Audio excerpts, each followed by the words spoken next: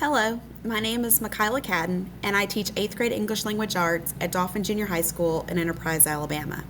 I'm currently a candidate in the Teacher Leadership Educational Specialist Program. Today I'm presenting my signature project.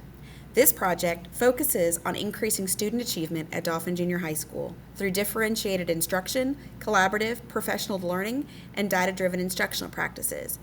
I will walk you through the problem I identified, the research, my action plan, our implementation timeline, the results of the project, and the next steps for continued growth at DJHS. Dauphin Junior High School serves approximately 500 7th and 8th grade students. Our mission emphasizes providing a safe learning environment, building positive relationships, and preparing students for success in high school. As part of my project, I conducted a faculty survey to determine the most pressing needs within our school. 40% of teachers identified academic achievement as a primary concern, followed by student expectations at 30%. Additional concerns included student engagement, limited choice in learning activities, and the need to strengthen student-teacher relationships.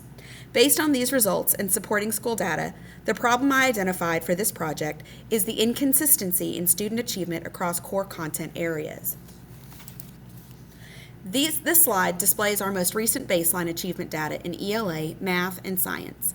ELA proficiency for the 2022-2023 school year was 70.77%, while math proficiency was much lower at 53.40%.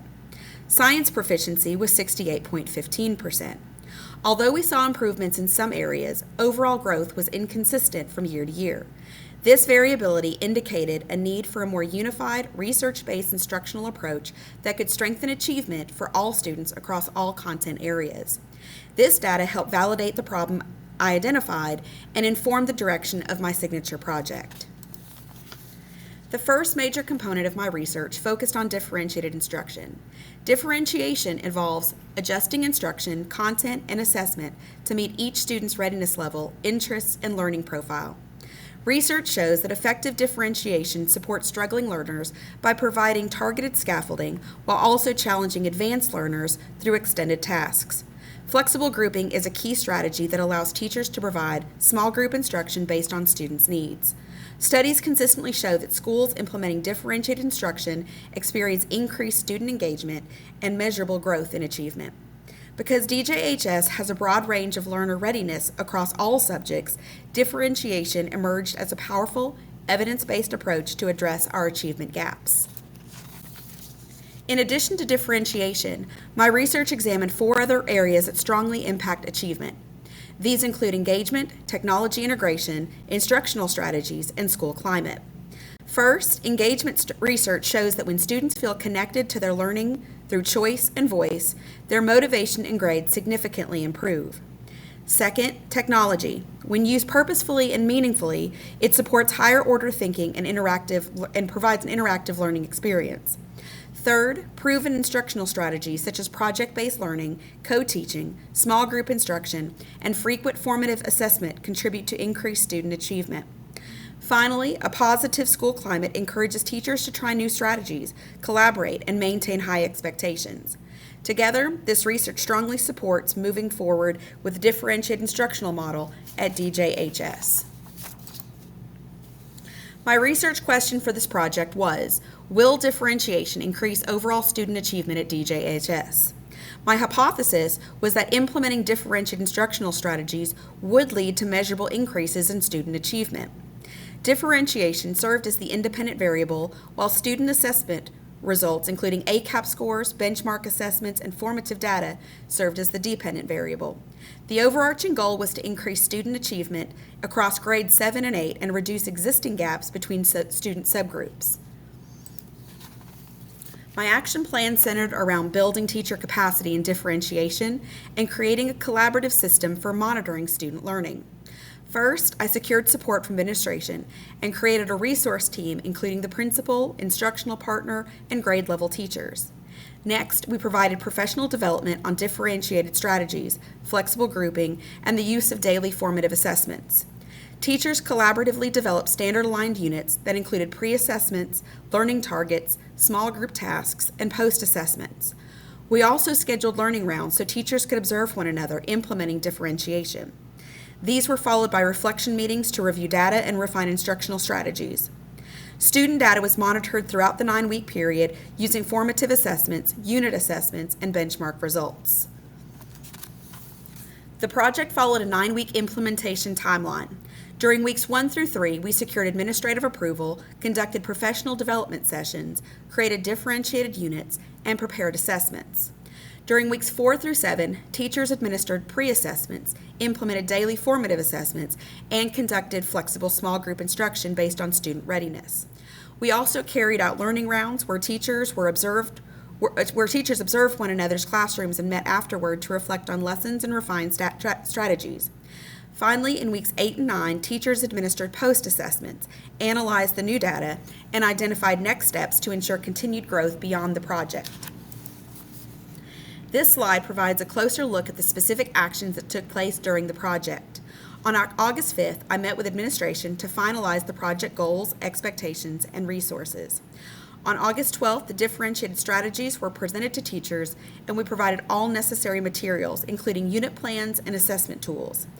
On August 19th, teachers received professional development on flexible grouping and how to conduct meaningful pre-assessments.